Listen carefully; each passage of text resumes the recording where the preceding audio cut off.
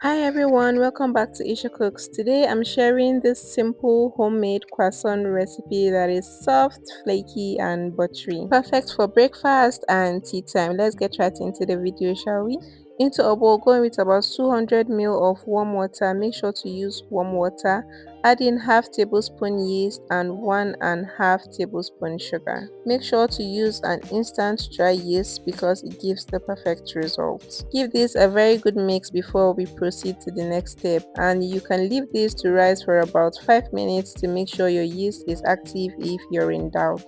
After mixing, going with about 250 grams of sifted flour. Make sure the flours are sifted to take out any unwanted particles. Going with half teaspoon salt and mix this to combine. Croissant may look complicated, but I promise you this version is very approachable and it's worth the effort. Just keep playing around while you make it and it will just be fun all through. Right now I'm mixing the dough, and this is where the foundation of a good croissant is created. Croissant dough should be soft and slightly sticky and very well balanced. It shouldn't be too soft or too stiff. Make sure to mix it very well to ensure that all the ingredients come together nicely. This step is very important because the way you mix your dough determines how soft your croissant is going to be. Once it is well combined, transfer the dough onto your worktop and add in about 35 grams of butter. You can use margarine for this step. Then go ahead to knead this for about 8 to 10 minutes to make sure that it is well combined. After adding the butter, make sure to fold it in inwards before kneading to make it easier to knead. Just take your time because you need a little bit patience for this step. If the dough feels sticky, add a little bit of flour, but not too much because we do not want it to be hard. You will notice the dough starts to pull away from the surface, and that's a good sign, which means the gluten is developing perfectly. That will help the croissant to rise later on. Once the dough looks smooth like this, then it's time to roll it all out. Go ahead to sprinkle on some flour on your work surface because we do not want the dough sticking on. Then add in the dough and begin to roll out. This is where the main work is. Roll it all out to achieve a large rectangular shape because that's what we're going for. While rolling, try to keep the thickness as even as possible because even doughs lead to even layers. After rolling it out and you're okay with the results you have, it's time to go in with the butter. We'll be using about 75 grams of softened butter. The butter should be at room temperature and make sure to spread it evenly. This is what gives the croissant its signature flaky texture. The butter should be strong enough to spread evenly but not melted. We do not want to use melted butter for this one. As the croissant bakes, this butter will create steam between the layers, giving us that light and airy interior and beautiful flakiness. At this point, go ahead to fold in the dough just the same. Go ahead to fold it into thick rectangular shape just like this. And mind you, when spreading the butter, make sure to take extra care because pressing too hard might distort the form of the dough.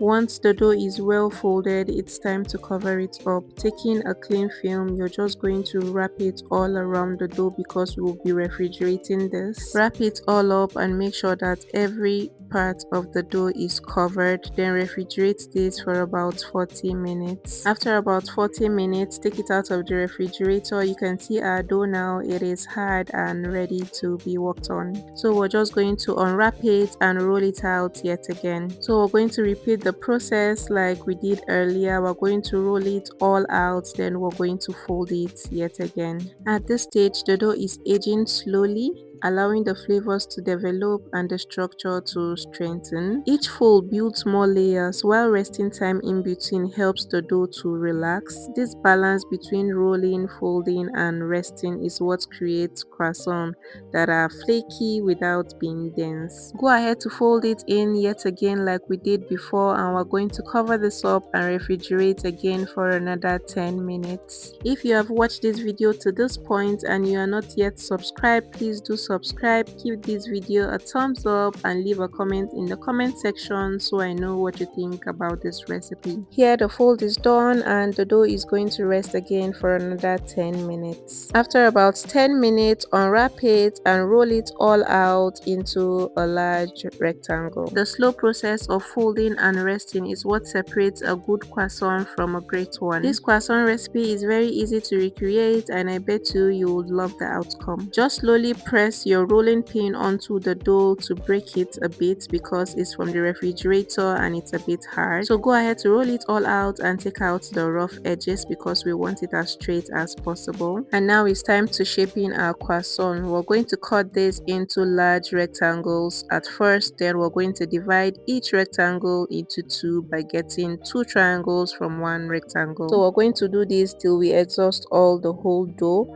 I'm going to be using a chocolate filling for this one, which is optional by the way, but if you want to be extra, then why not? I'm just going to create tiny pockets at the larger part of the triangles, then one after the other I'm going to fill out all the triangles with some chocolate filling. Or if you don't want to use chocolate at all, you can use any other filling of choice. Once I've added chocolate on all the dough, I'm going to roll it out. Roll each triangle lightly to form the classic croissant shape. This is one of the fun parts of making croissant, adding the filling of choice and rolling. Rolling just makes it so easy and fun. If you're using filling, make sure to be extra careful because we do not want it sapping out. Use as little filling as possible. And there you have it, easy peasy, right? We're going to place all the croissant on a lined baking tray and cover it to rise for an hour. After about an hour, it has doubled in size. This rise is very important because it gives the croissant a light texture. Before baking, we're going to brush them gently with some egg wash for that beautiful golden color. Go ahead to bake this in a preheated oven until golden brown at 180 degrees for 20 minutes. You can see how wiggly it is, then you know you are on the right track. Follow this simple recipe and I kid you not, you make one of the best croissants you have ever had. Simple and yet so tasty. After about 20 minutes, our delicious croissant is ready. Take it out of the oven and let it cool slightly, and that is it. Soft on the inside, flaky on the outside. Simple homemade croissant made right at home. So let me know, would you be trying this? Stay tuned for more fun creations from Asia Cooks. Thank you for watching. See you in my next video. Bye guys.